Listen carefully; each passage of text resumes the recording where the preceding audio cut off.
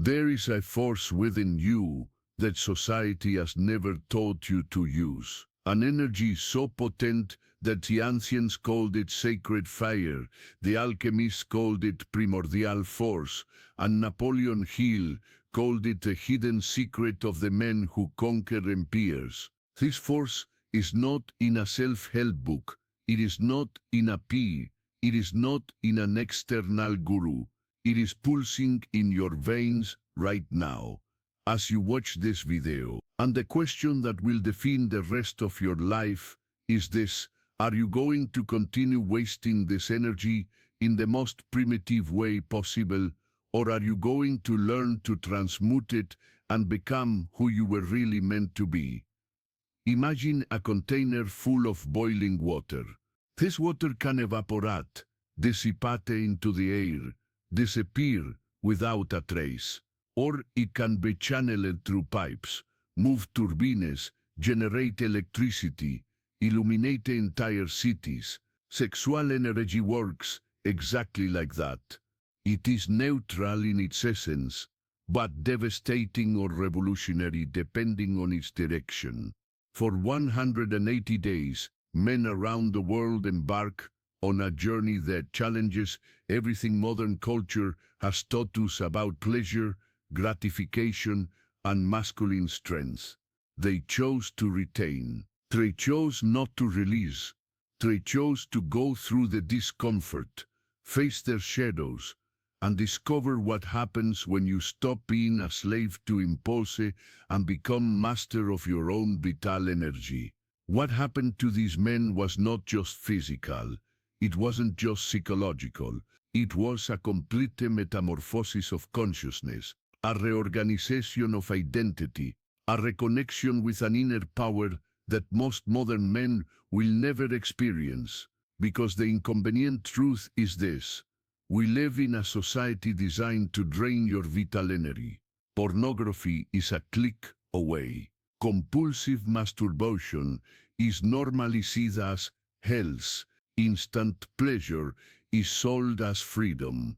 And while you seek those 5 seconds of discharge, your creative force, your mental clarity, your personal magnetism, your ambition, and your spiritual connection are being systematically destroyed. Napoleon Hill discovered this when he interviewed 500 of the most successful men of his time. He noticed a pattern that no one wanted to admit. They all mastered their sexual energy. They didn't repress. They didn't deny. But they understood that that force could be redirected. Hill called this sexual transmutation the 13th secret principle of wealth, the knowledge that he almost didn't include in the book for fear of being misunderstood. He wrote that sexual energy, when conserved and transmuted, becomes fuel for creative genius, for magnetic persuasion, for physical endurance, and for that indefinable quality that makes certain people irresistibly powerful. During the first 30 days of retention, something strange begins to happen. Your body is confused. Your neurological patterns scream for gratification. You feel the restlessness, the agitation, the urgency. It's as if a caged beast inside you is banging on the bars, demanding to be fed. But this restlessness is not weakness. It is awakening. It is awakening. Your nervous system is recalibrating. Your dopamine receptors, damaged by years of artificial hyperstimulation, slowly begin to heal. And then you notice something surprising. That energy that you used to waste in 5 minutes of empty pleasure is now accumulating inside you, creating pressure, intensity, presence. The men who went through this phase report the first signs of the transformation. They wake up naturally earlier, without the need for an alarm. Their eyes become brighter, more piercing, with a magnetic quality that they cannot explain. Strangers on the street start staring at them, as if recognizing something primordial, something ancestral, something that was lost in the modern domestication of man. Trivial conversations become boring. Digital distractions lose their appeal. A hunger for meaning, for purpose, for something real begins to awaken. It's the beginning of the journey, but it's already impossible to go back to what you were before. Between days 60 and 90, the transformation deepens. Here, many give up, because it's not just the body that resists, it's the entire identity. You start to realize how many of your behaviors were escape mechanisms. Masturbation wasn't just about sex, it was about avoiding feeling, avoiding facing the existential void that you filled with artificial dopamine, avoiding the difficult emotions you never learned to process, avoiding the dreams you abandoned because it was easier to seek pleasure than to build greatness. In this phase, your shadow emerges in full force. Repressed memories, deep fears, old anger, frozen sadness, everything that was buried under layers of neural anesthesia is now on the surface, demanding to be seen, felt, integrated. Carl Jung said that we do not become enlightened and culturally adapt this segment for the English-speaking audience. This includes, but is not limited to 1. Character names, if the original names sound too foreign or difficult to pronounce, suggest alternatives that are more common or sonically pleasing in the target language, while maintaining the essence of the character. 2. Place names, adapt names of cities, streets, or establishments to well-known or fictional equivalents that make sense in the cultural context of the target language. 3. Idiomatic expressions and slang. Replace idiomatic expressions, slang, and cultural references specific to the original language with equivalents that convey the same intent and nuance in the target language. 4. Cultural referentes, adapt or briefly explain referentes to customs, traditions, historical events, or personalities that may not be known to the target language audience. 5. Humor and tone. Ensure that the humor and overall tone of the script are maintained and resonate with the target language audience, making adjustments, if necessary. Preserve the structure and format of the original script, including dialogue, saying descriptions, and any markdown formatting markers such as hash, asterisk, etc. Imagining figures of light, but becoming aware of the darkness. The men who persist on this journey discover this in their own skin. They face the loneliness they were trying to hide with constant stimulation.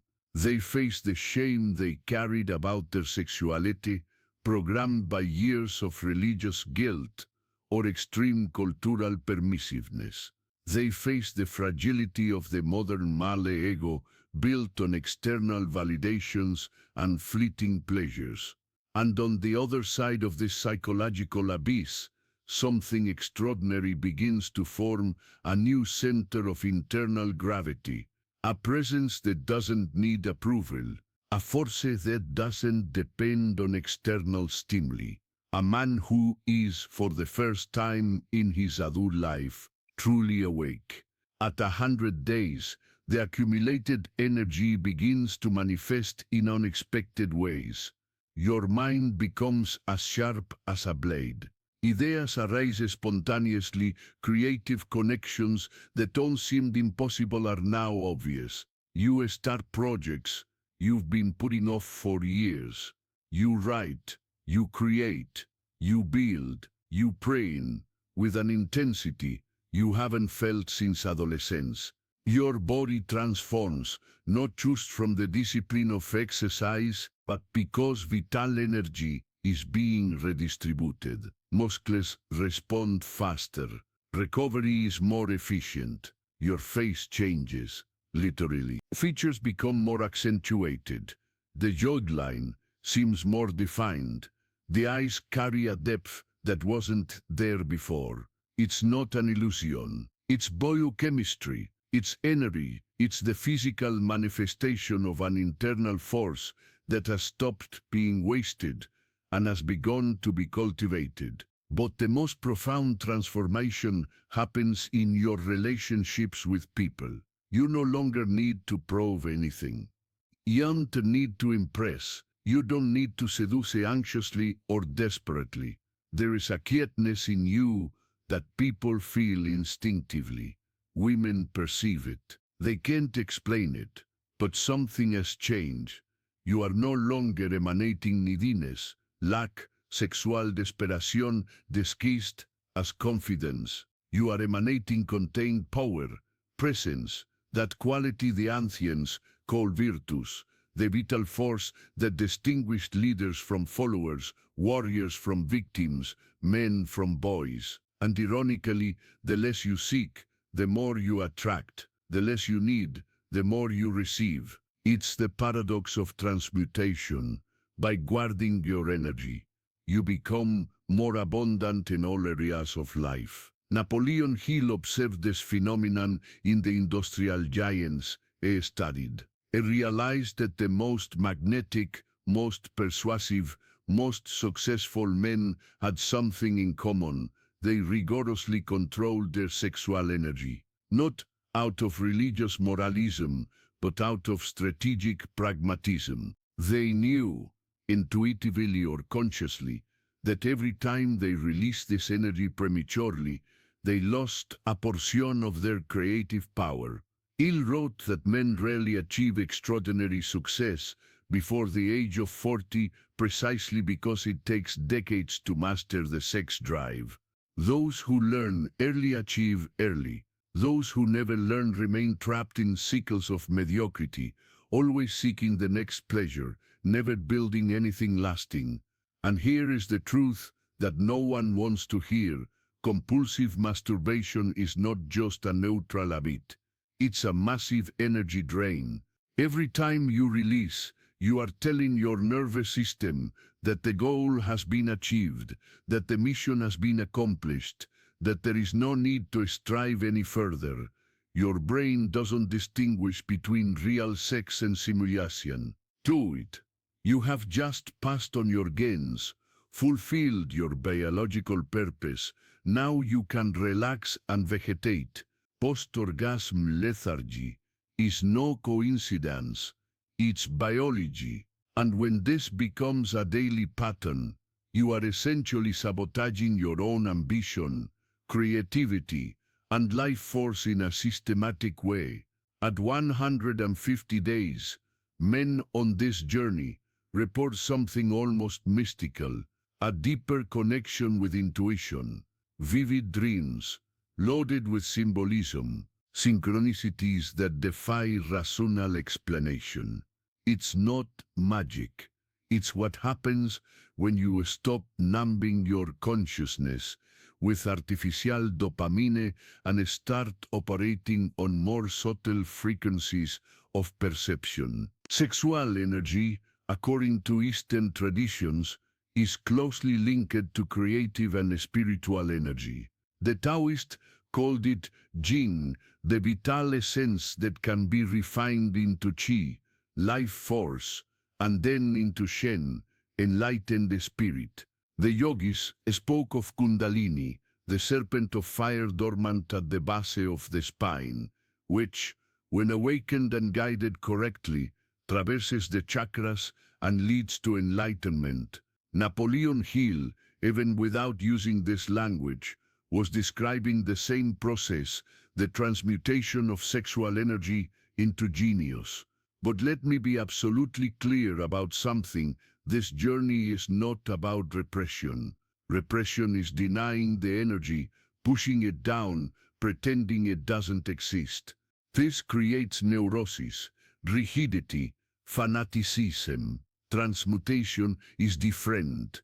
It is recognizing the energy, respecting it, feeling it in all its intensity, and then, consciously, redirect it to another channel.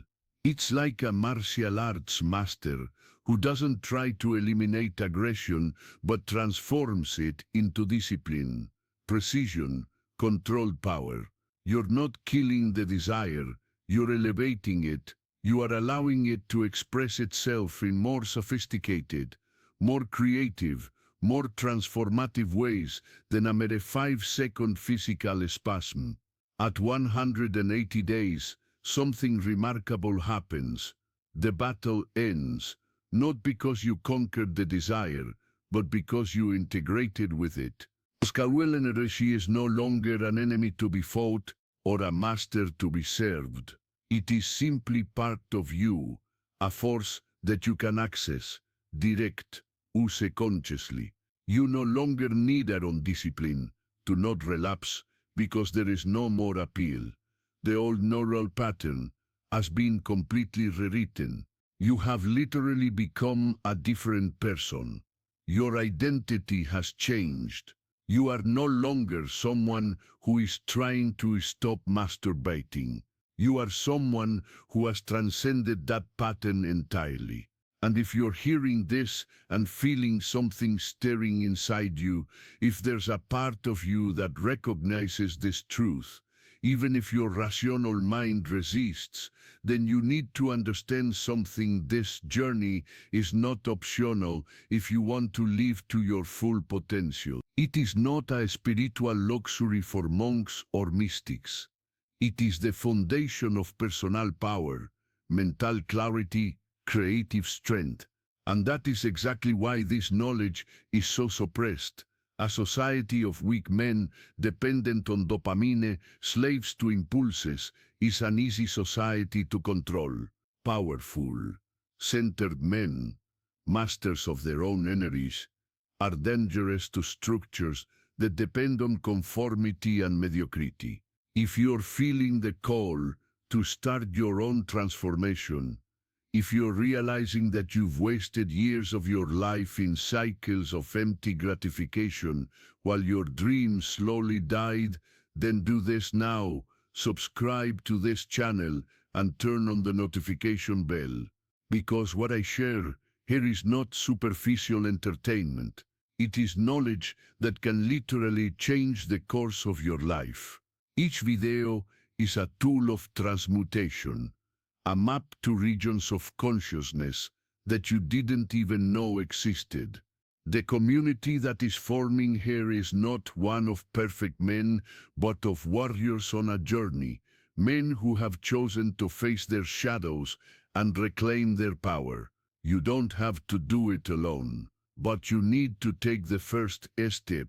Click subscribe, turn on the bell, commit to your own evolution, because the information I will share in the next videos goes deeper, more radical, more transformative, and you'll want to be here when it happens. Now, back to the journey. There are aspects of sexual transmutation that are rarely discussed because they challenge both Puritanism and modern hedonism. The truth is that conscious sex, when it happens with genuine connection, total presence, and elevated intention, does not interrupt the journey. On the contrary, it can amplify. The problem was never the sexual act itself. The problem is compulsive masturbation, pornography that zigzags your neural circuits, the unconscious waste of vital energy in search of an empty discharge that does not nourish, does not connect, does not transform anything other than drain you. When you learn to relate sexually with awareness, presence, and control, when you can choose when to release, instead of being controlled by the impulse, you are operating on a completely different level of personal mastery. The ancient Taoists practiced something called sexual alchemy, where the sexual act was prolonged, energy was circulated between partners, and the man learned to have orgasms without ejaculation, maintaining his vital essence while still experiencing deep pleasure. I'm not saying you need to master Taoist techniques to transform. I'm saying there are layers of sophistication in sexual master that modern culture doesn't even imagine. And it all starts with one simple thing. Stop compulsively wasting your energy and start observing what happens when you retain it. During those 180 days, men also report transformations in seemingly unrelated areas. Finances improve, not by magic, but because mental clarity leads them to make better decisions. The discipline they develop in sexual mastery spills over into financial, professional, physical discipline. Relationships deepen because, for the first time, they are present, not fragmented by digital fantasies, not comparing real partners with pornographic fictions. Life purpose is revealed because the fog of constant gratification dissipates and they finally manage to hear the inner voice that always knew what they should be doing. There's a story that Napoleon Hill tells about one of the men he interviewed, a tycoon who attributed all his success to sexual mastery. That man said that in the early years of his marriage, he and his wife decided to practice temporary abstinence whenever he was working on a crucial project. Not out of frigidity, but out of strategy. He realized that when he conserved his sexual energy, his mind became extraordinarily clear, his powers of persuasion increased dramatically, and he had an almost superhuman endurance for working long hours without fatigue. He built an empire during these periods of conscious retention. When the project was complete, he and his wife celebrated with renewed intimacy, deeper, more connected than would ever be possible if they were dissipating energy daily. The story illustrates a crucial principle: energy is currency. You have a finite amount per day. You can spend it on low vibration, pleasure and reach the end of the day, exhausted, foggy, with nothing to show for it. Or you can invest it in creation, construction, transformation, and experience, a type of satisfaction that no solitary orgasm will ever provide.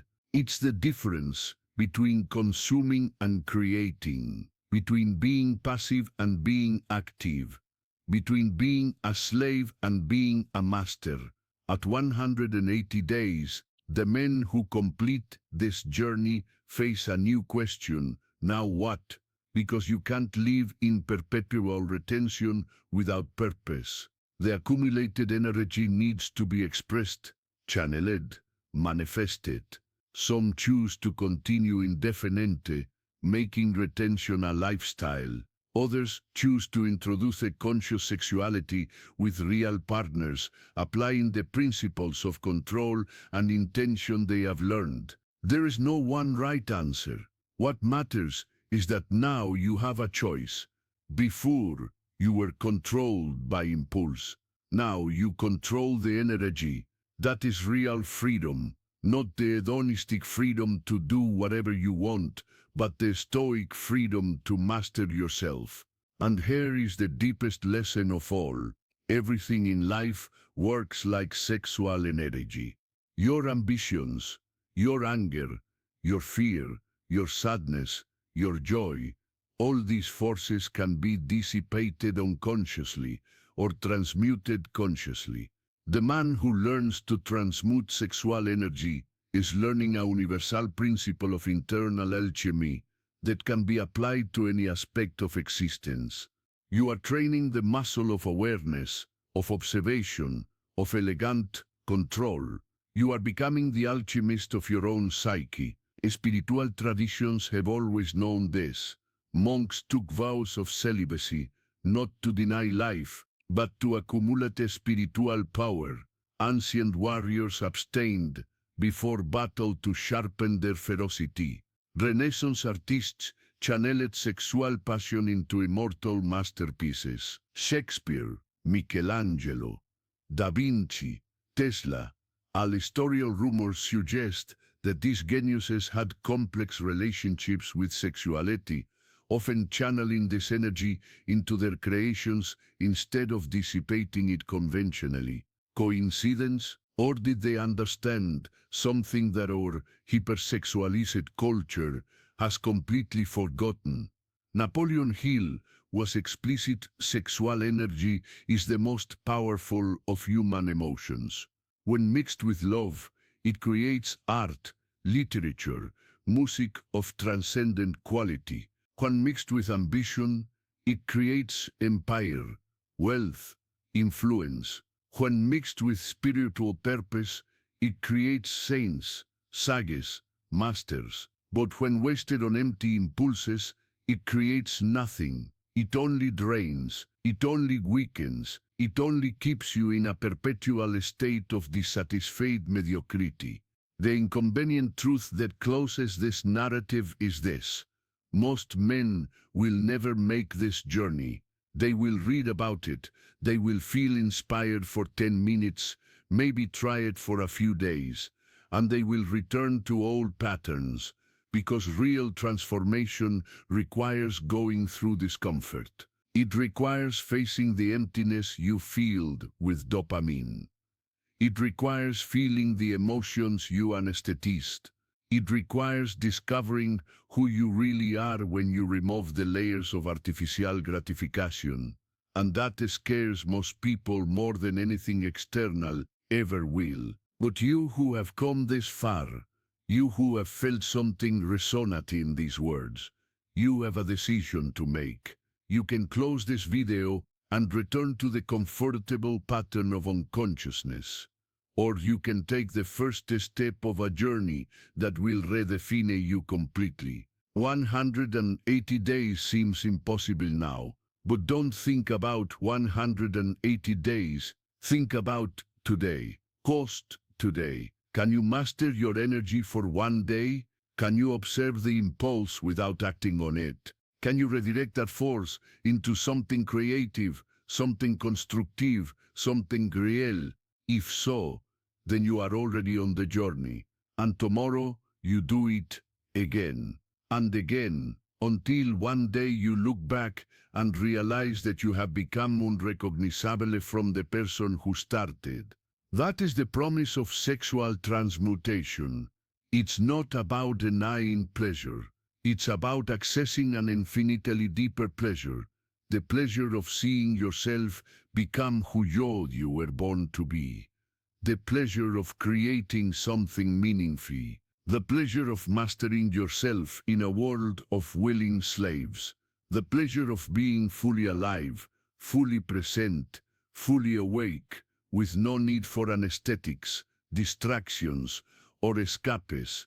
This state exists. You can achieve it, but you need to start. You need to choose.